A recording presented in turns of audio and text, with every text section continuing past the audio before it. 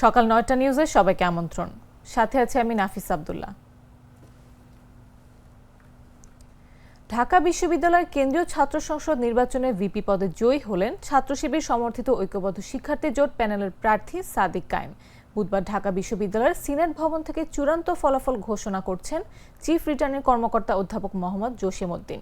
ডাকসু নির্বাচনে ছাত্র শিবিরের সাদিক কায়েম ১৪,০৪২ ভোট পেয়ে ভিপি পদে নির্বাচিত হয়েছেন। তার নিকটতম প্রতিদ্বন্দ্বী ছাত্রদলের আবিদুল ইসলাম খান পেয়েছেন ৫,৭০৮ ভোট। স্বতন্ত্র প্রার্থী উমামা ফাতেমা পেয়েছেন ৩,৩৮৯ ভোট। আরেক স্বতন্ত্র প্রার্থী শামীম হোসেন পেয়েছেন ৩,৮৮৪ ভোট।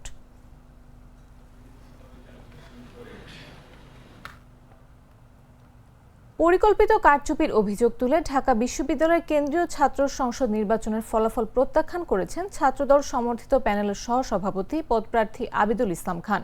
মঙ্গলবার দিনগত রাত ২:৩০টার দিকে বিভিন্ন ভোটকেন্দ্র থেকে ফলাফল আসার মধ্যেই এই প্রতিক্রিয়া দেন তিনি। আবিদুল ইসলাম খান বলেন, পরিকল্পিত কারচুপির এই ফলাফল দুপুরের পরপরই অনুমান করেছি। নিজেদের মতো করে সংখ্যা বসিয়ে নেওয়া হয়েছে। এই পরিকল্পিত প্রহসন আমি প্রত্যাখ্যান করছি।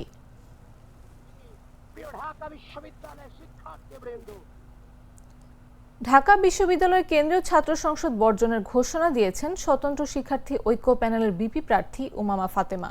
এই নির্বাচনের ফলাফল ঘোষণা চলার মধ্যেই মঙ্গলবার দিনগত রাত ৩:১৫টার পর ফেসবুকে দেয়া এক পোস্টে তিনি এই কথা জানিয়েছেন।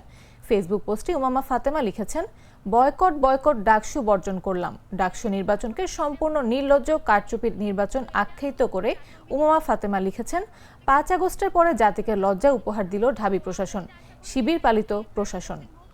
যে কোনো কিছু হোক না কেন, দিন শেষে যাতে আমার মনে হয় যে বেশি পাকা টমেটো আর সিক্রেট রেসিপির কম্বিনেশনে তৈরি প্রাউন সসের বস।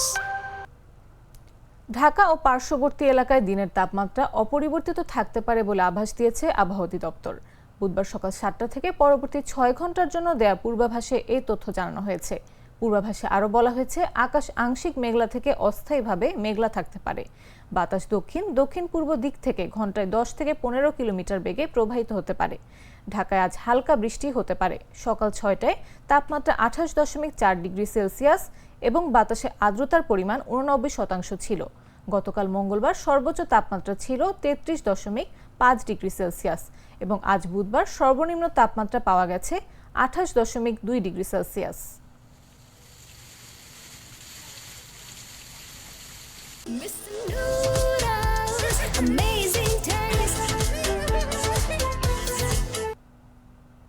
জানাবো আন্তর্জাতিক সংবাদ।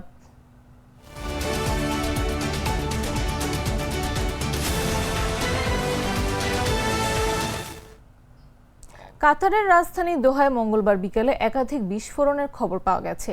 ইসরায়েলি সেনাবাহিনী এক বিবৃতিতে নিশ্চিত করেছে তারা হামাসকে লক্ষ্য করে এই হামলা চালিয়েছে।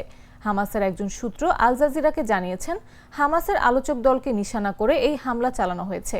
হামলা এমন সময় ঘটেছে যখন হামাসের প্রতিনিধিরা যুক্তরাষ্ট্রের সর্বশেষ যুদ্ধবিরতি প্রস্তাবের বিষয়ে আলোচনা করতে বৈঠক করছিলেন।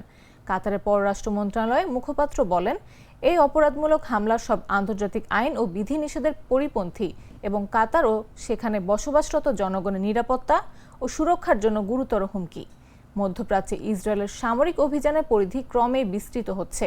কাতারের রাজধানী দোহায় সাম্প্রতিক হামলার ঘটনাটি তারই সর্বশেষ উদাহরণ। বছর দুয়েক ধরে ফিলিস্তিনের গাজায় প্রতিদিনই বোমাবর্ষণ চালিয়ে যাচ্ছে ইসরায়েল। নিয়মিত হামলা করেছে লেবানন, সিরিয়া, ইয়েমেনেও।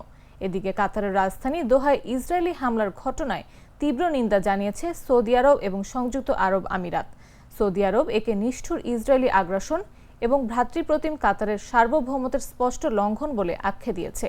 দেশটি সতর্ক করে বলেছে, ইসরায়েল আন্তর্জাতিক আইন ও সব ধরনের বৈশ্বিক নীতিমালা অমান্য করছে।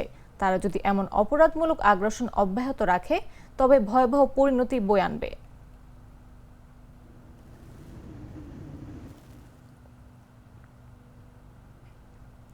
বিক্ষোভকারী জেনজি নেতাদের প্রতি শান্তিপূর্ণ সংলাপের মাধ্যমে সমাধান খোঁজার আহ্বান জানিয়েছেন নেপাল সেনাবাহিনীর প্রধান জেনারেল অশোক রাজ সিকদেল। তবে তারপরও অস্থিরতা না কমায় নেপালের নিরাপত্তার নিয়ন্ত্রণ নিয়েছে দেশটির সেনাবাহিনী। দেশটির অন্যান্য নিরাপত্তা সংস্থার সঙ্গে সমন্বয় করে সেনাবাহিনী নিরাপত্তার দায়িত্ব পালন করবে। মঙ্গলবার স্থানীয় সময় রাত 10টার দিকে নেপালি সেনাবাহিনীর সদস্যরা দেশটির বিভিন্ন জায়গায় অবস্থান নেন। নেপালের প্রতিরক্ষা জনসংযোগ অধিদপ্তর এক বিবৃতিতে সেনাবাহিনী সতর্ক করে বলেছে, কিছু গোষ্ঠী এই অস্থিরতাকে কাজে লাগিয়ে সাধারণ মানুষের জীবন ও সরকারি বেসরকারি সম্পত্তির মারাত্মক ক্ষতি করছে। সেনাবাহিনী নাগরিকদের সংযত থাকতে এবং দেশজুড়ে আরও ধ্বংস রোধে সহযোগিতা করতে আহ্বান জানিয়েছে। বিবৃতিতে আরও বলা হয়, এ ধরনের কার্যকলাপ বন্ধ না হলে সেনাবাহিনী অন্যান্য নিরাপত্তা বাহিনীর সঙ্গে সম্পূর্ণভাবে মোতায়েন হয়ে পরিস্থিতি নিয়ন্ত্রণে আনবে। মোতায়েন কার্যক্রম শুরু হলে সামগ্রিক নিরাপত্তা পরিস্থিতি নতুন করে মূল্যায়ন করা হবে। এর আগে মঙ্গলবার সন্ধ্যায় দেওয়া এক ভিডিও বার্তায় নেপাল সেনাবাহিনীর প্রধান জেনারেল অশোক রাজ সিকদেল বলেন, বর্তমান কঠিন পরিস্থিতি স্বাভাবিক করা ও জাতির সর্বোচ্চ স্বার্থ রক্ষা করা সবার দায়িত্ব। আমি বিক্ষোভ কর্মসূচি স্থগিতের অনুরোধ করছি এবং সংশ্লিষ্ট পক্ষগুলোকে সংলাপের পথে আসার আহ্বান জানাচ্ছি।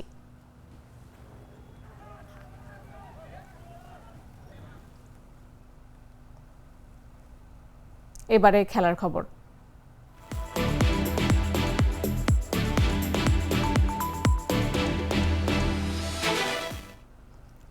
$2025 এশিয়া কাপ টি-20 উদ্বোধনী ম্যাচে দাপট দেখালো আফগানিস্তান। হংকংকে 94 রানের বিশাল ব্যবধানে হারিয়ে টুর্নামেন্ট শুরু করেছে রশিদ খানের দল। আবুধাবিতে প্রথমে ব্যাট করে 6 উইকেটে 188 রানের চ্যালেঞ্জিং স্কোর দাঁড় করায় আফগানিস্তান। জবাবে পুরো 20 ওভার খেললেও 9 উইকেটে 94 রানের বেশি করতে পারেনি হংকং। 189 রানের লক্ষ্য তারায় 22 রানে। 4 উইকেট হারিয়ে ম্যাচ থেকে ছিটকে পড়ে হংকং। 4 ব্যাটারের মধ্যে 2 জন হন রান আউট। এরপর বাবর হায়াত আর অধিনায়ক ইয়াসি মোর্তজাই যা একটু লড়াই করেছেন। বাবর 43 বলে করেন 39 রান। ইয়াসিমের ব্যাট থেকে আসে 26 বলে 16। বাকি ব্যাটারদের কেউ 2 অঙ্ক ছুঁতে পারেনি। গুলবাদিন নাইব মাত্র 8 রান দিয়ে শিকার করেন 2 উইকেট। ফজল হক ফারুকি 2 উইকেট পান 16 রানের বিনিময়ে। এর আগে সেদিকুল্লাহ অতল একটা প্রান্ত ধরে শেষ ওভার পর্যন্ত খেলে গেলেন। শেষ দিকে নেমে ব্যাট হাতে ঝড় তুলেন আজমতুল্লাহ ওমরজাই। দুজনের 50-তে ভর করে 6 উইকেটে 188 রান তোলে আফগানিস্তান।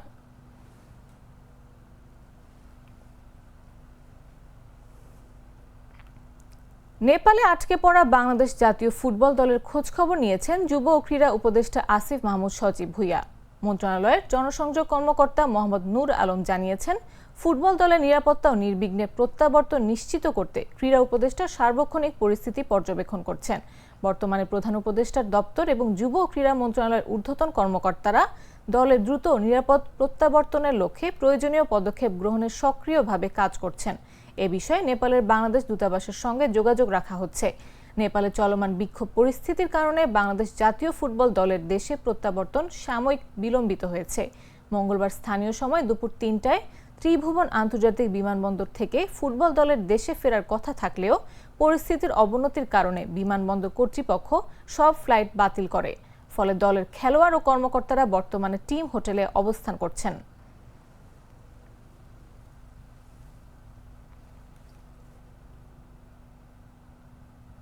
দর্শক, এই ছিল এখনকার মতো।